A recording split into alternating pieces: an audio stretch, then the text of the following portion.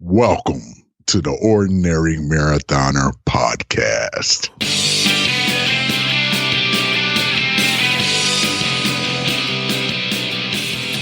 Hello and welcome to the Ordinary Marathoner Podcast. My name's Coach Scott. I'll be your host today. It is Wednesday, April 21st. Hope you guys are having a good week out there. We're doing pretty good so far. Getting a lot of work done. 5 a.m. warriors in effect. We are doing good, getting up early. We're going to talk about that in a little bit.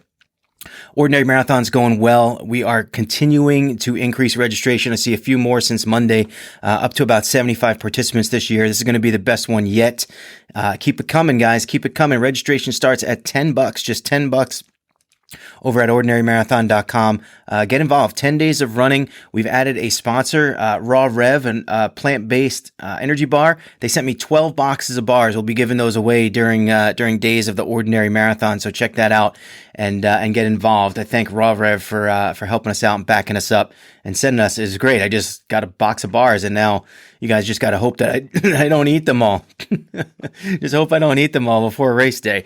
But once those are up and going, once we're up and going with the race, we'll be giving some of those away as well. So I thank them. We have another sponsor coming on. I believe I talked to her this morning. I'm not going to, I'll save the announcement for next Friday when we kind of nail down exactly what we're going to be giving away. But some sponsors are coming in at the end here. Really like to see it. We're going to have a lot of new giveaways, along with some of the same familiar names that you've seen over the last few years, and really excited about it, guys. So get involved, ordinarymarathon.com. Of course, I got to tell you, there's even more coming down the pike for you guys. I honestly feel that this is the best virtual race out there, and we are now working with a company called Race Roster 2, and I got to tell you, the stuff they're going to be able to do for us next year to enhance this race, the best virtual race is going to be even better next year. So I just constantly look ahead, try to make this thing better, build it up, and it couldn't happen without you guys, and you guys taking the time to go over and register and then participate during the event. It's always good to see, and love having you guys around. It's great, and especially now that we are raising money for our own foundation, the Ordinary Marathoner Foundation, our own nonprofit. We are in the middle right now of our inaugural program, the first program we got up and running, called Running for Autism. You can go to ordinarymarathonfoundation.org/running-for-autism. One word, no underscores, no spaces, no dashes. And check it out there. You can apply. We are still looking for some folks. We're looking for some applications. We're looking for autistic athletes between the ages of 16 and 24, preferably that live in the Austin, Texas area. You're going to get 5 to 6 months of coaching with Coach Cole Stepbro, who is a autism certified coach. And she hopefully will build you up so that you can finish either a half marathon or a marathon or a 10K or whatever race that you guys decide is appropriate for training for you. We are looking forward to getting this program underway. We are really looking forward to the success of this program to hopefully make it bigger and better and grow it out. More. We're hoping to grow it to more people, more applicants, more people to get involved, more participants, and then even grow it out beyond Austin to other cities, preferably, and get it nationwide. I think that would be awesome, and I think it's definitely doable once we get it off the ground and get it moving. And it's all key to you. We just got to find the right person. So head on over to ordinarymarathonfoundation.org if you're an autistic athlete, or if you know an autistic athlete, or if you're the parents of an autistic athlete. Check it out and get that application in. And we decide application process closes soon, April 25th. So get them in soon. You got to get them in soon. And it's a great program, I'm telling you. We're really excited about it. You're going to get all kinds of stuff, all kinds of free stuff. We're going to register you for a race and all that. It's going to be a great program. We're very excited. Obviously, can you tell I'm excited? Can you tell? I'm excited. So lots going on here, and things are getting bigger and better, and we just love it. Love it. Love it. Last Monday, we talked about 5 a.m. warriors, getting up early, and what it does for me personally, and how it makes me a better person. And it does. And I'm continuing to learn that every single time I do it. So I did it on Monday, went to the pool at 5 a.m., got a swim in. It wasn't the greatest swim, but a swim nonetheless. And I finally got in the water after about a year away from the water, a COVID year of the water. And I tell you, I definitely need the work. I need to get back in there. I need to be more consistent with the pool. And I think right now, I'm setting a Monday, Wednesday, Friday schedule to get back in the water, be consistent with it, and continue to train, because I need some work in the pool, unfortunately. I wish I didn't need it, but I need it. I need it.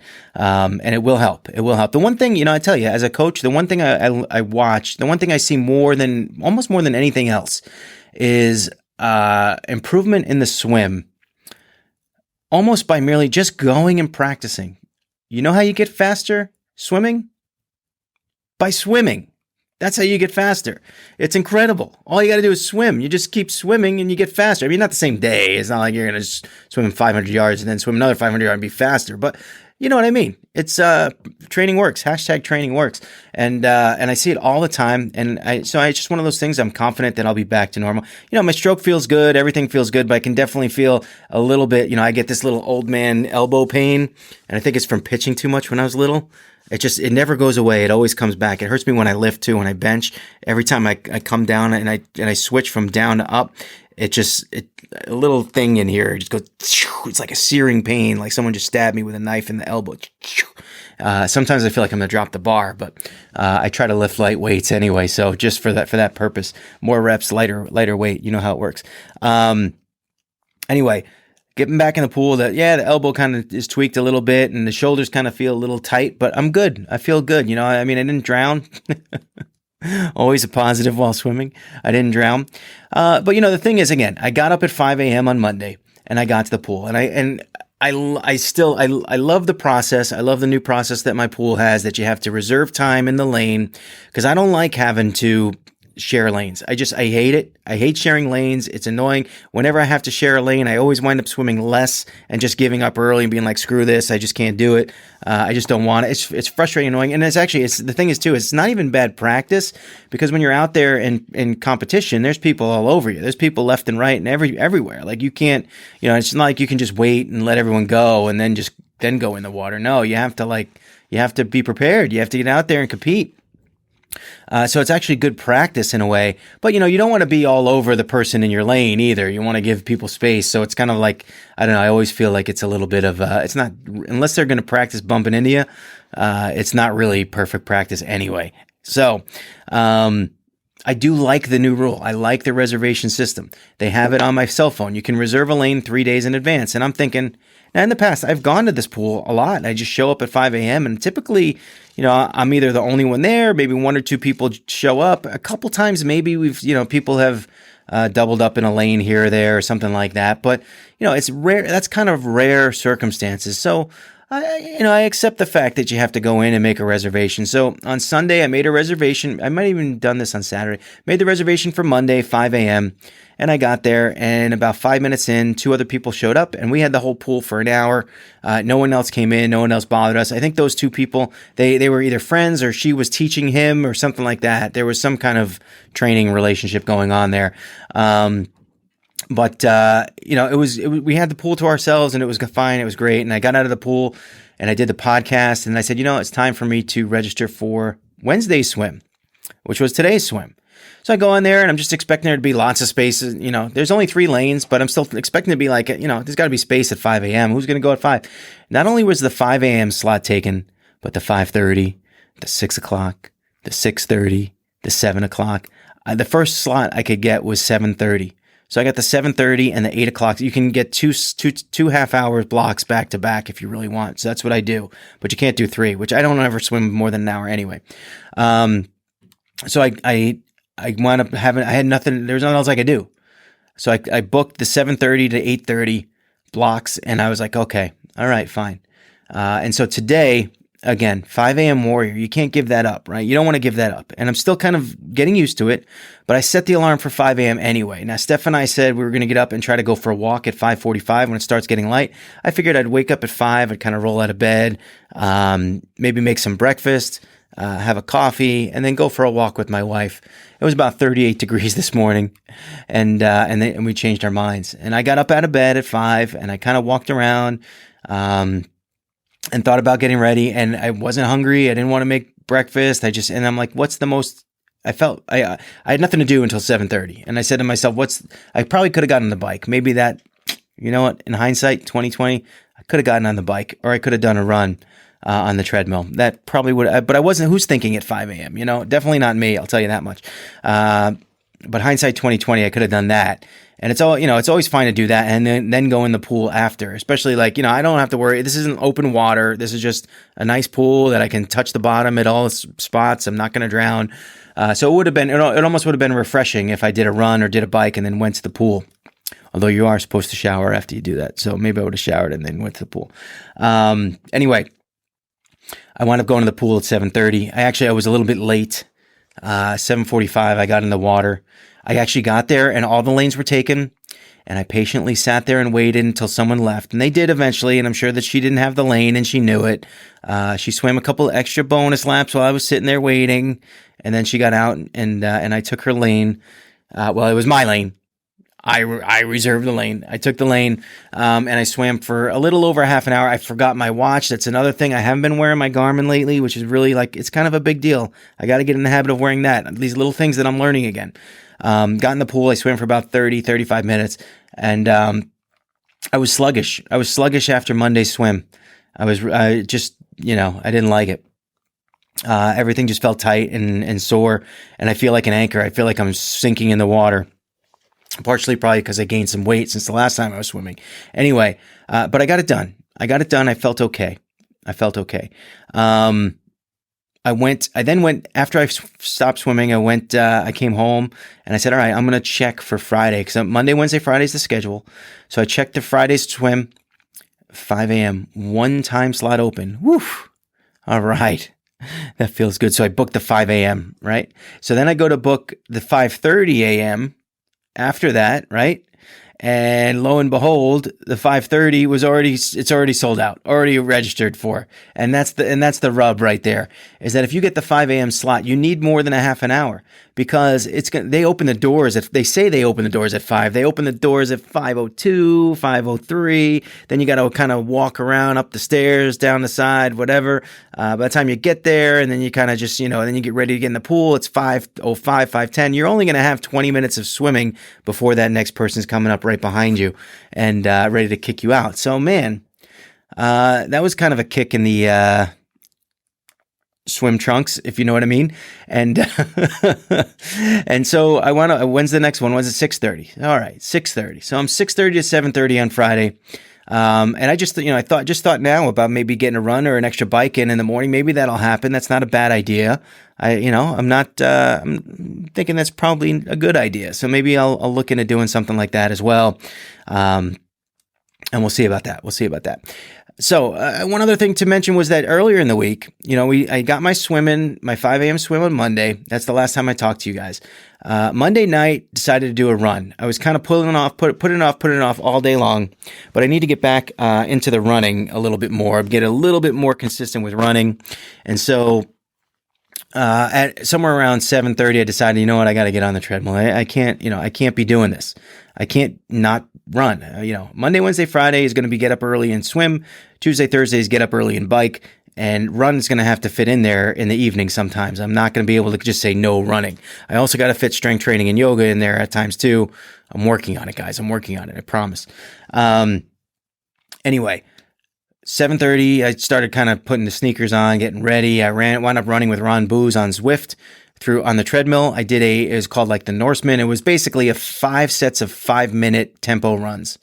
So tempo pace, pretty good pace, 5 minute sets, 5-minute reps of 5 sets of 5-minute reps, and then like 2 or 3 minutes of sort of recovery time in between. Good run, good workout, really good. I got a little over 4 miles done, felt really good about it. I got to say though, because I haven't been running so much the last 2 weeks, there was definitely some residual soreness going on. I felt a little bit, not sluggish, but just not sluggish during it, but afterwards I was a little tight. My ankle was hurting me a little bit. Sort of like just a running on it. It didn't feel like an injury per se, just a little pain going on. And, but what happened was it really knocked me out for the next day. And Tuesday morning, we got up at 5. I was up with Ron, Joe Caniano was there, and Tabby Booth was also there. So the 4 of us took off. I did not set the ride up right.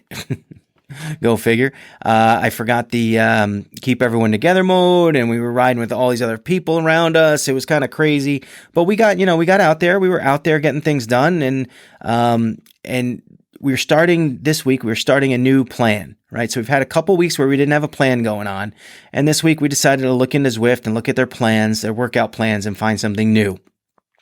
And we stumbled across the GCN Zero to Hero program. GCN is Global Cycling Network. It's a YouTube channel. It's actually got some really good stuff if you're interested in cycling.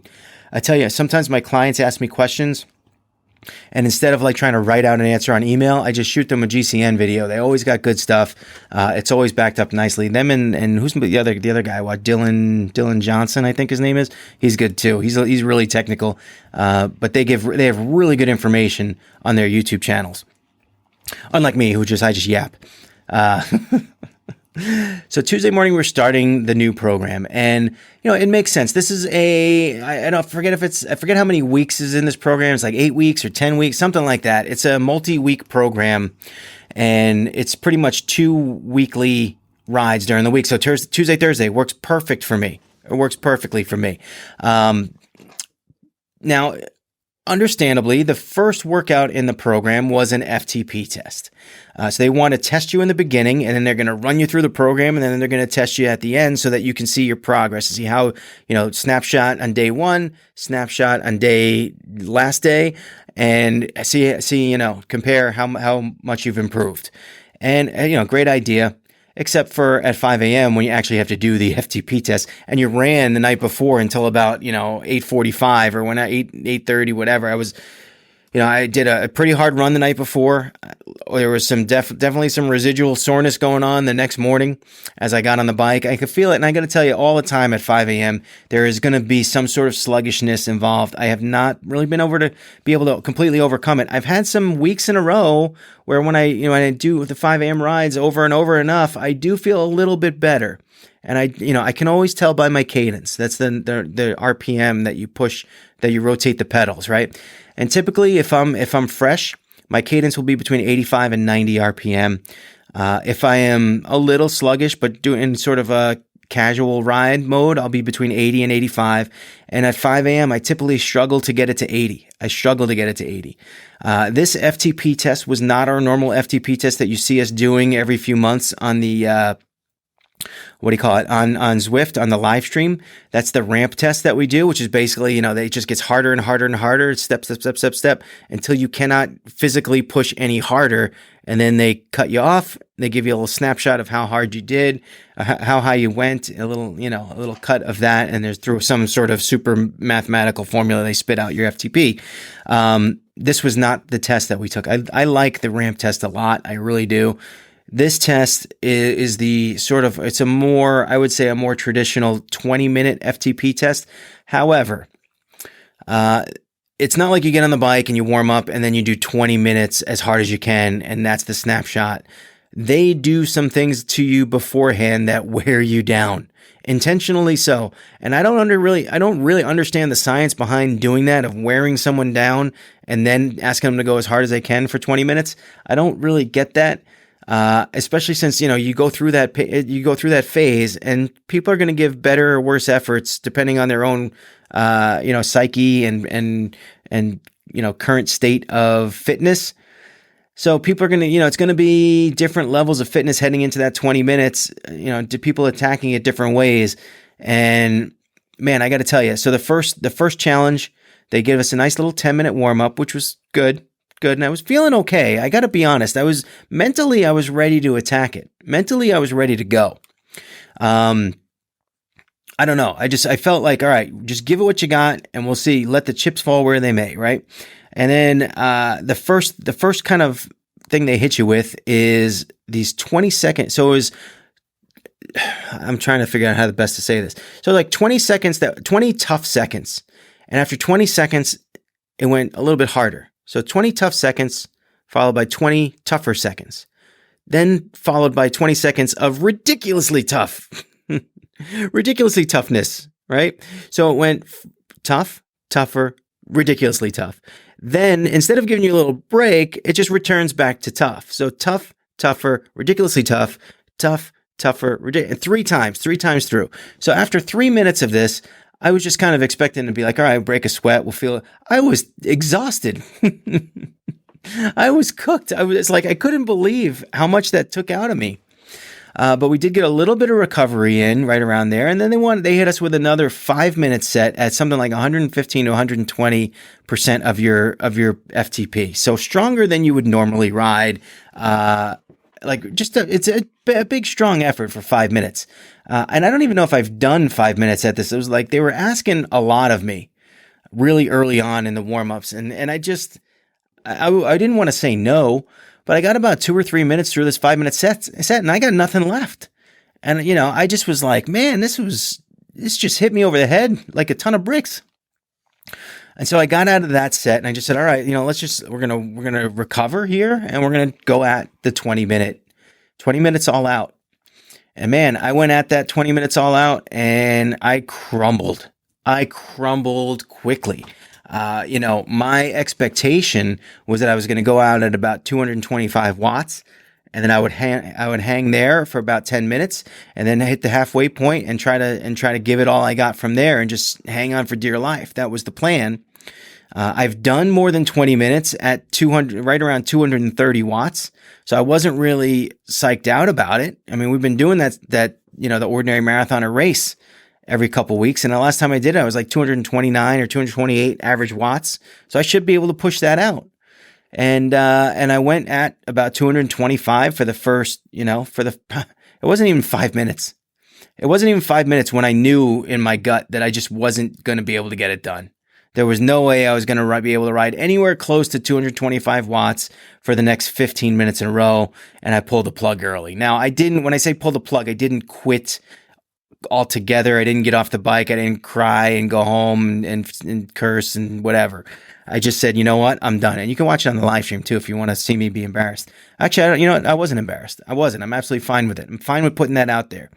Because I feel like that was a way, we talked a couple weeks ago about the best bad workout. And that was the best workout just because I got up at 5 a.m. and I felt good that I got up at 5 a.m. as much as I had a really crappy ride that day. Similar situation here. I got up at 5 a.m. I felt really good about it. I didn't even really struggle to get up at 5 a.m. like I have been. I got up and I was good. And I got on that bike and I was ready to attack it mentally. I was ready to go. My body just said no. It just said no. And what are you going to do? Are you going to sit there and cry about it? No, you just work your way through the workout as best you can. I clicked the erg mode off so it wouldn't force me to go really, really, actually, I don't even think it was on, right? It was free riding. So, I just said, you know what? I'm going to do this. I'm going to ride at my pace, at my speed. I still got a decent workout in. Still, I didn't quit. I'm not going to use that FTP number because it was that was slightly embarrassing. But once you quit the test, that's kind of it, right? Once you kind of say, all right, that's it. That's one of the reasons I don't like the 20-minute FTP test, aside for like this variable of this crazy warm-up that they put you through. That's not a warm-up. It's a wear you down. Beyond that variable, I don't like this test because if you go out too hard, too fast, and you don't have a good picture of how hard you can go without losing, your test is basically, you could throw it out the window, just like for me. So in 5 minutes, I was cooked. I sort of gave up and that was it. And that, that test goes out the window. So what a waste of a workout. And it's one of the reasons I don't like those tests. I feel like that test it's if you're used to it and it's a thing that you do and you enjoy doing it, then by all means. And I think I probably would have. I've done that test in the past successfully a couple of times. It's a struggle, but it's a good struggle. It makes you feel good when you finish it and you do well. But then it's almost like when you do a test, just pick the test that you like the best and stick with it. Don't unless you're just going to go back and forth and constantly be testing, which doesn't make any sense. You just got to be consistent with what test you take, I think. So for me, it's going to be the ramp test more than likely going forward. But yeah, another good bad workout, right? It's good. I got up. I felt pretty good. We started a new plan. I'm excited to start the plan. Tomorrow, we're going to continue that plan at 5 a.m. We'll be doing day 2 of the GCN 0 to Hero. I'm still at the 0 part. My FTP was closer to 0, actually. Still at the 0 part. But by the end Us 5 a.m. warriors, we're going to be heroes, baby. Looking forward to that. Looking forward to getting this thing done. Looking forward to the live stream. And tomorrow night, tomorrow night, I haven't even started trivia. Another trivia ride tomorrow night, Thursday night trivia. So if you want to get onto Zwift, if you're on Zwift, let me know. If you want an invite, love to have you come and join us. Should be a good night. And that's all I got for you today. Remember to go to ordinarymarathon.com, register for the Ordinary Marathon if you haven't already. We got lots of giveaways, lots of prizes, lots of fun things going on there. If you want to support the podcast, heading over to patreon.com/ordinarymarathoner. Become a patron. We'll announce your name on the podcast and also add you to the scroll that's going to appear in about 5 seconds after I say every day is an ordinary day unless you make it extraordinary. So get after it, guys.